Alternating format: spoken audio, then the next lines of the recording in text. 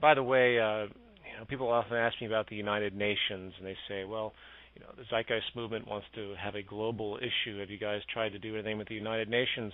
And I would like to say outright that while the United Nations has a possibility of doing something, as it always has, you got to remember what the United Nations is at this point in time.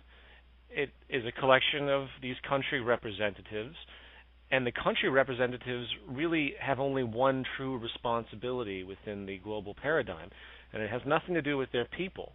It has to do with the GDP and economic viability of their country. And this is why the problems that the United Nations were supposed to take care of and ameliorate, such as sweatshop slavery, atrocious pollution, depletion, deforestation, energy emissions, globalization problems, or economic colonialism is what you should really call it. And of course, the wars, it has failed miserably. The United Nations is a complete and utter disgrace.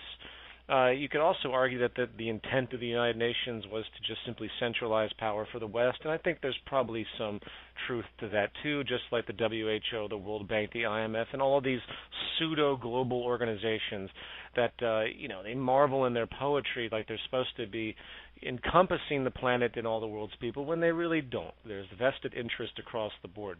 If the United Nations did its job as it's supposed to do, it would have slammed sanctions against the U.S., England, and the entire Iraq coalition upon its invasion. I mean, it was not sanctioned by the UN Security Council or accord with the UN Charter.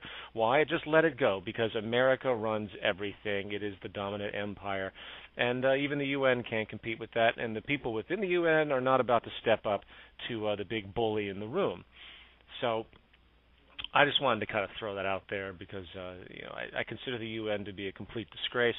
While I don't dismiss anybody, you just have to look at what it is, what it was supposed to do, what its points were, and it's just another sad conglomerate of crap that has been polluted by the monetary system and the self-interest of countries, and it will not stop World War III or anything else, especially once energy scarcity and problems continue to arise. So I don't want to belabor any of this, but it's depressing.